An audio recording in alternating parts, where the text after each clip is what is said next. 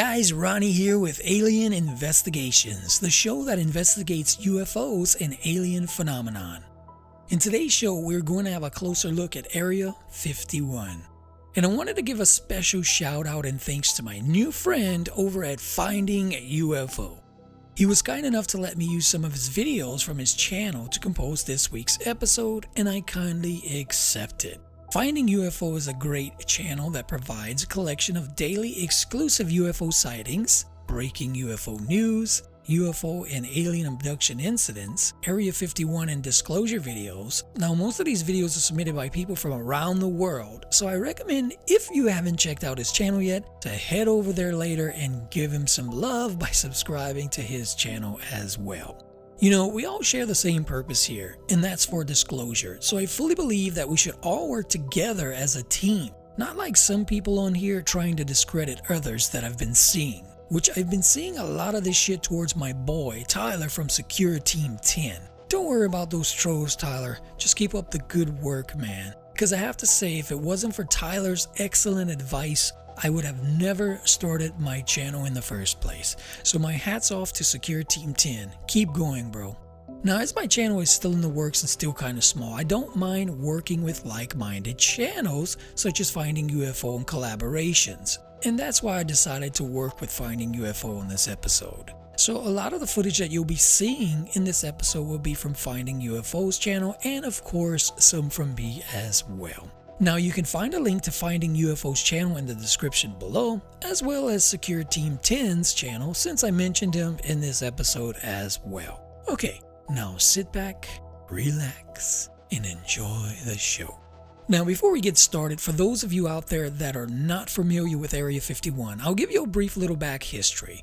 Now, I like to quote the facts about things the best that I can, so according to Wikipedia, Area 51 is located in the southern portion of Nevada in the western United States. That's 83 miles, 134 kilometers, northwest of Las Vegas. The site was acquired by the United States Air Force in 1955, primarily for the flight testing of the Lockheed U-2 aircraft. The area around Area 51, including the small town of Rachel and the extraterrestrial highway, is a popular tourist destination. Go check it out. There's plenty of stuff to buy over there if you ever head that way in the little shops and whatnot. Cool stuff.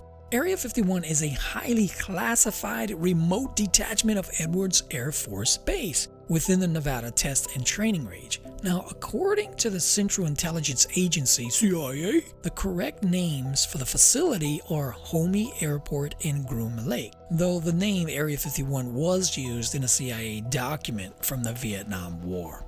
Other names used for the facility include Dreamland and nicknames Paradise Ranch, Home Base, and Water Tower. The special use airspace around the field is referred to as a restricted area, 4808 North. The base's current primary purpose is publicly unknown. However, based on historical evidence, it most likely supports the development of testing in experimental aircraft and weapons systems, which are known as black projects, such as the F-117A, which was developed from a 60% scale prototype codenamed Have Blue. It flew over Groom Lake, Nevada from 1977 to 1979. There were only one stealth aircraft ever lost to hostile fire to this day, and it was the F-117A number 82-807, known as the Vega 31, which was shot down over Serbia. The wreckage of Vega 31 is on public display now at the Museum of Aviation in Belgrade.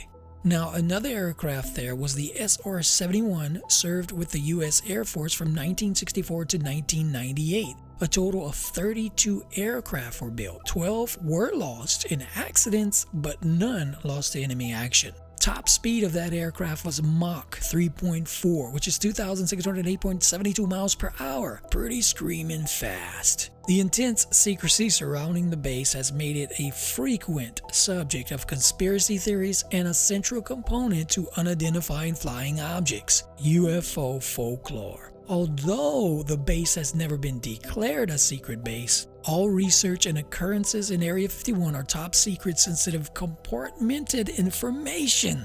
In July 2013, following a Freedom of Information Act request filed in 2005, 8 freaking years later, the CIA publicly announced the existence of the base for the first time, declassifying documents detailing the history and purpose of Area 51. Now, let's take a look at how serious these guys are about keeping people out of Area 51. So check out these biker dudes testing the Area 51 surveillance at the back gate. Now keep in mind that this is not the whole video. I cut some parts out to save some time on this video, so if you want to watch the whole video, go ahead and head over to Finding UFO's channel afterwards and check it out.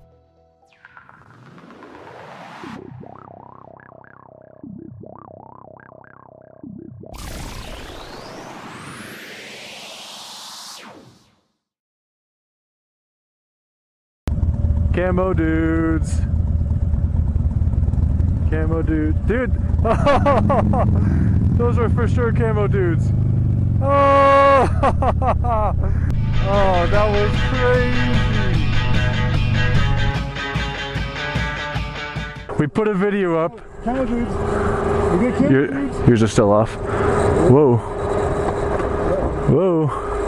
Uh-oh, we got things happening. Get your stuff over here. Yeah. See your hands. Put your hands up. Put your fucking hands up. I'm not going to tell you again. You got anything on you? Nope. No, sir. Any weapons? Spread your feet. Spread your feet. You're going all the way out here. We're just adventure travelers. We're just adventure travelers. Just adventure travelers? Yeah. Spread your feet up. Turn around. Turn around. We want to get a ruler out and talk about centimeters. We're going to give you guys a chance, okay? Get on your bikes, get the fuck out of here. We'll call Lincoln County and they'll write you each a $750 ticket. Okay. We're out of here. All right, let's do it. You totally smiled at me when they told you to turn around. That was the most gnarly thing I'd ever been in. These guys are freaking crazy right now. You know you can be shot. There are signs out there that state that if you cross that line, you can be shot. So these guys are freaking crazy, man. Hats off to these dudes. Alright, so now let's take a look at some of the secrets that, Area 51 has that we can see on Google Earth. But before we go into that video, I want to show you a quick render that I did from 2002 on Google Earth to 2016 to see if any buildings were added or new structures built. So let's have a look at that.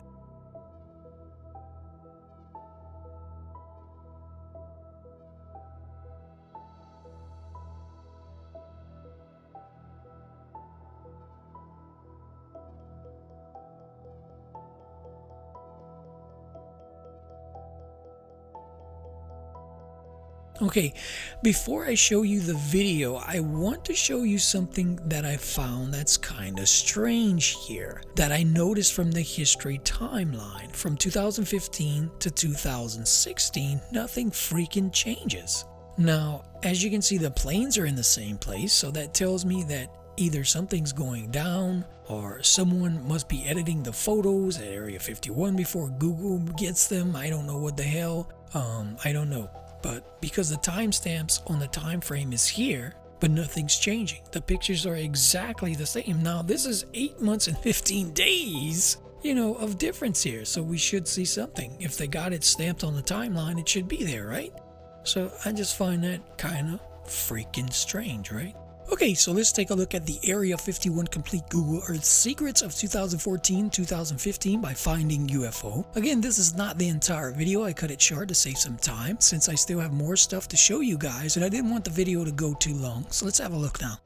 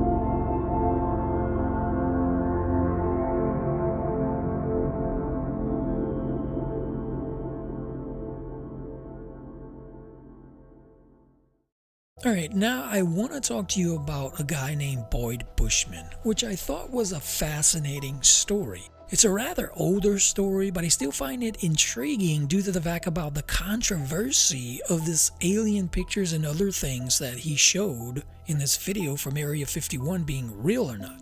Boyd Bushman of Tucson, Arizona said that he was a retired senior scientist for Lockheed Martin, whose career spanned over 40 years. Shortly before his passing on August 7, 2004, he made what was being called a deathbed confession relating to alleged experiences with Area 51, UFOs, alien and anti-gravity, which I'm gonna link to in the description. Now, I recently found out that the video was originally uploaded by Mark Q. Patterson, an independent aerospace professional in Bushman's hometown of Tucson, Arizona. The video was a viral hit, generating approximately 15 million views in less than a month's time, spreading beyond core alien UFO fanatics into the mainstream. Skeptics stated that the alien evidence resembled nothing more than a toy, also noting the blurriness of the photos and Bushman's negligence in scanning them properly. Eventually, a resourceful YouTuber seemed to suggest major similarities between Bushman's alleged alien evidence and photos of a toy alien figure discovered online. So, was this a troll using his power to instill disinformation? What do you guys think? The true nature of this newly surfaced alien toy or doll wasn't entirely certain, but it caused many people to question the nature of Bushman's evidence in just the same way. Not long after, a YouTube video dating back to 2008 was also discovered, featuring yet another strikingly similar alien toy or doll to the one featured in Bushman's video. Shortly thereafter, Bushman's video was flagged and removed from Mark Q. Patterson's YouTube account on the grounds of copyright infringement.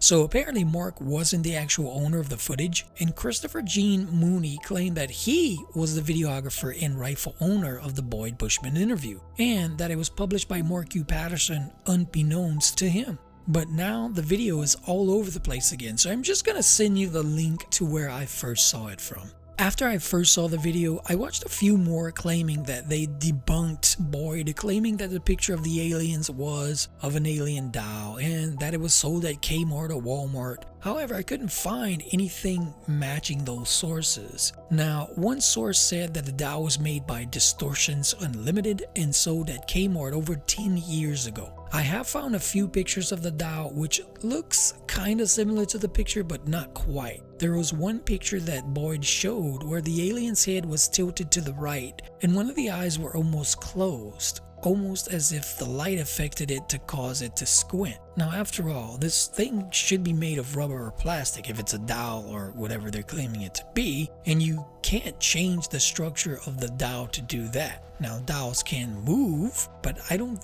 usually generally seem that they can make the eyeballs move. At least not to the one that I'm looking at here. Looks like it's all just one piece. But all the pictures that I saw of the doll, the eyes were all big and wide-eyed, like I'm stating here I'm seeing in these pictures. So I don't know, guys. What do you think about this? Leave your comments below and let me know what you think.